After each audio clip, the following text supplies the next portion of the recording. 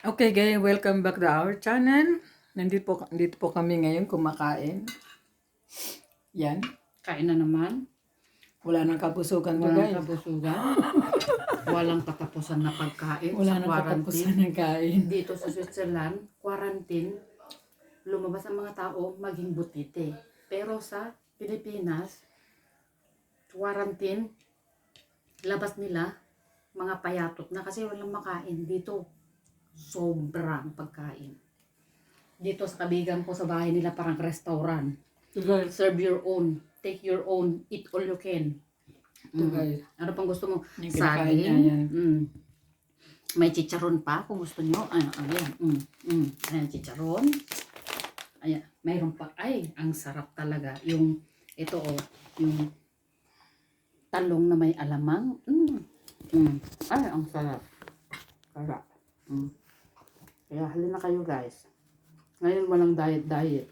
Diet na pag natapos na ang quarantine. Malapit na ang ano namin sa 27. Wala na. Tapos na kami dito ang quarantine. Mag-normal na ngayon. Kaya walang ating kapatid.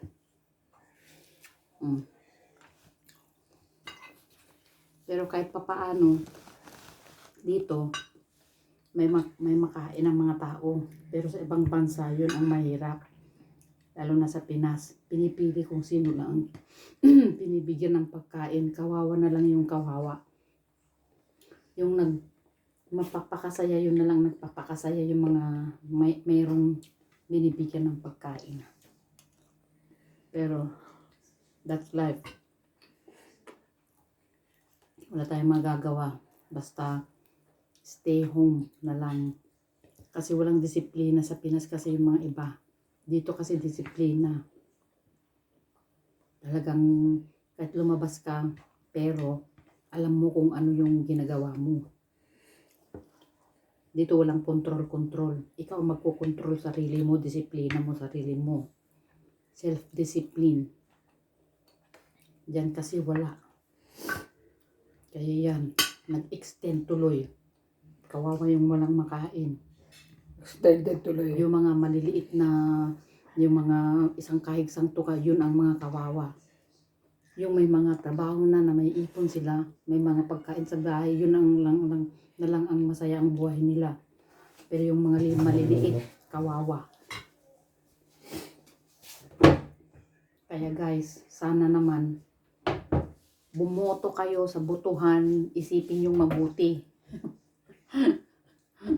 Pagbotohan na sa Pinas. Kung naririnig nyo ito.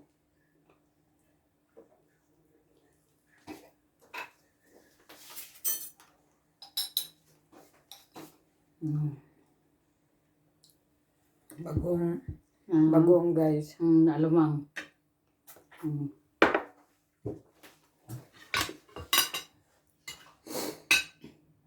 Masarap siya yung bagong nahamang. Kasi, di ba naigisa ito? Nagisa na yan? Kaya pala eh. Kaya masarap. Ulam ko sa akin. Sa akin kahit walang ulam. Basta may bagoong lang o kaya patis. Basta pwede. mainit ang kanin, okay na yan sa akin. Pwede na, di ba? Sana itong mahirap. Dito sa amin, kung normal days, ang buhay dito, isang beses ka lang kumain isang araw. Kung may trabaho ka. Pero ngayong quarantine, 5 beses ka kumain isang araw, walang problema. Pero pag umpisa na ng trabaho, wala kang oras talaga. Kahit man lang sabihin mo na, ay, pagdating mo ng bahay, gugutom ako, wala na. Walang oras. Ang oras dito, gold. Buti dyan sa Pinas. Nandyan ang tita, nandyan ang kuya, nandyan ang lola. Pag uwi mo, napagkain na. Dito kami lang.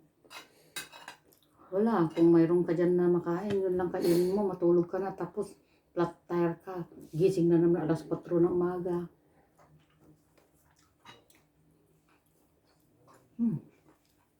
Masarap guys. Third round ako. Third round.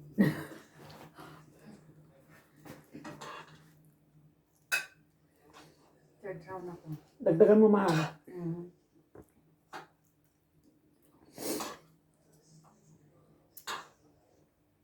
Kanin? Konti lang. Oops. Thank you. Sumakit yung muscle ko sa paa.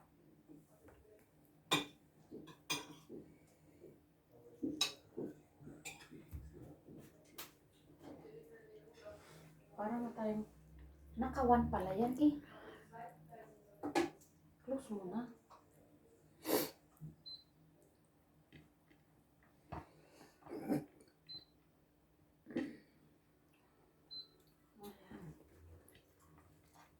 Close na. Nakawan pala eh.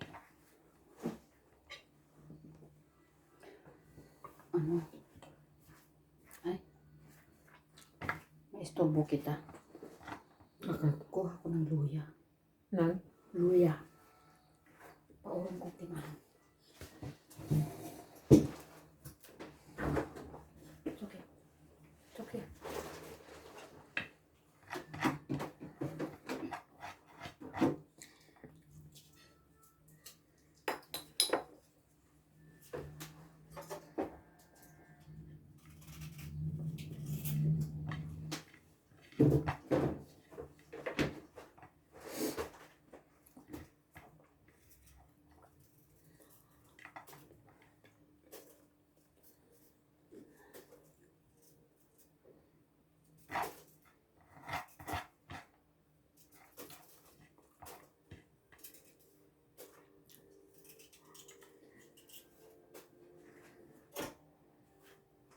Gusto mo luya? Luya?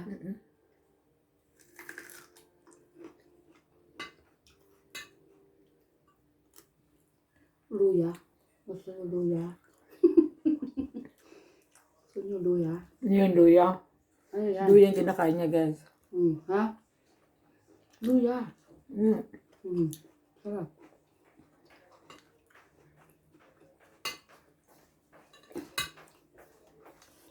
Ang sarap ng Anas Restaurant. Eat all you can.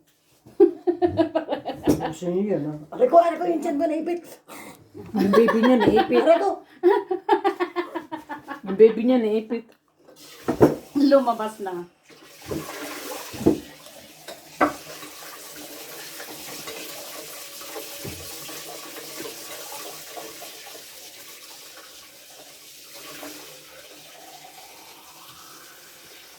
Ang alam ko yung mga truck na yun, yung mga, parang hihayran yan, di ba?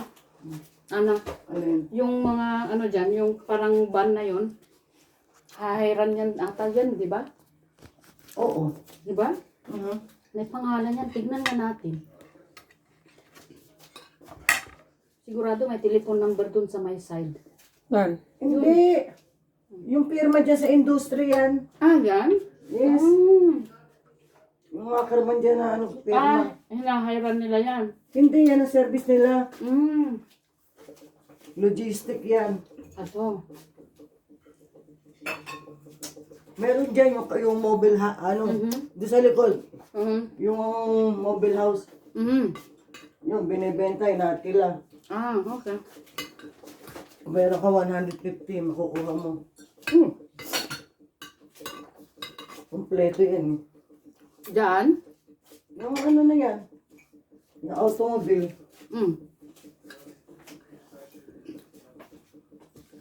150,000 Swiss francs. Yes. O tapos? Okay. Anong Kompleto yan. Yung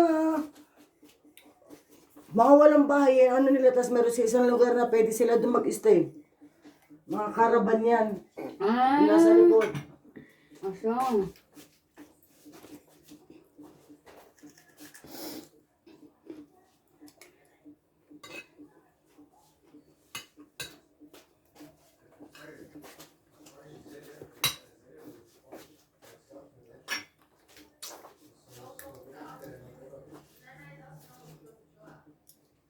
Ubusin nyo na yan, ano, para mahugasan kami yan. Kami na yan mamaya. Kumain na ako. Ada hindi na ako. Kukunti lang atang kinain mo eh. Walang konti. Yung sinangag ang kinain ko sa kayong... Ayun o, 3 beses na ako. Ako din.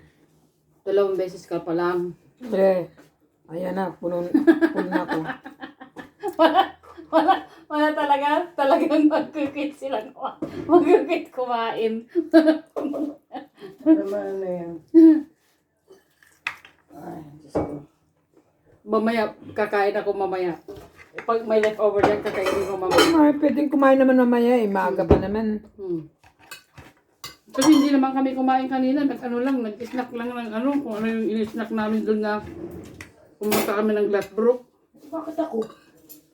Almusal tanghalian yung kinain ko. Hindi masarap talaga kumain pag mayroon kang kasama. Oo naman. Masarap talaga. Pag mag-isa ka lang, kala mo kahit sabi mo mayroon kang masarap na pagkain pero hindi masarap yung kinakain. Yes. It's true. Kahit ganyan lang ang ulam natin, oh. Yung talong na may ano, alamang. Ay. Uy, kawawa naman yung pusa, oh. Di ba? Kahit Ninut ikaw eh, oh. ngut niya, oh. Di ba? Iyak yung pusa. Kawawa yung pusa. O, di nakaraos. Pero kawawa yung pamilya natin sa Pinas. Hanggang May 15 sila. Size. May 15. Ang quarantine nila. Close talaga. Walang lalabas. May angkas ko nga, ang nakatapusan ng May, hindi pa sigurado eh. Size. Yun ang ano ng Bundesrat eh. Pero sa April 24, yung school bukas na. Oo, school bukas na. Bukas na ang school, yung mga ano. Pero mayroon din daw ng bukas na pero hindi lahat. Kaya nga, gusto masamahin ko na yan dyan. Oh, sama-sama mo na lang. Pati ito. Ito, hindi, lagay dito na, sa gilid.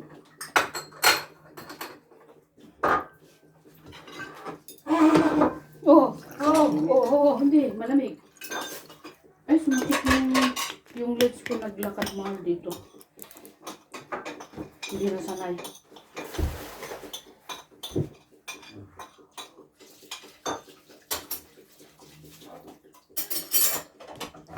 Okay.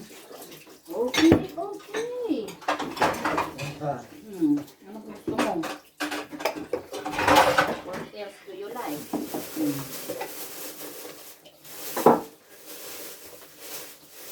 doon mo na muna isingit kung may buto ka. Ano ilagay mo doon? Yung buto ko? Wala. Wala akong buto eh. Yung buto. Ay, doon.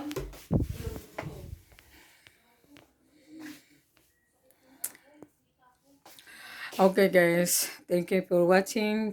Tapos na kaming kumain.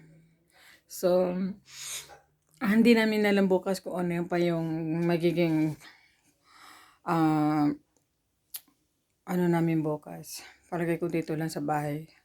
Kasi yung allergy ko sinumpog na naman guys. So, guys, thank you for watching and thank you sa lahat sa mga nag-subscribe sa akin. And maraming salamat din. Sana magustuhan niyo yung aking video. Bye-bye. See you next.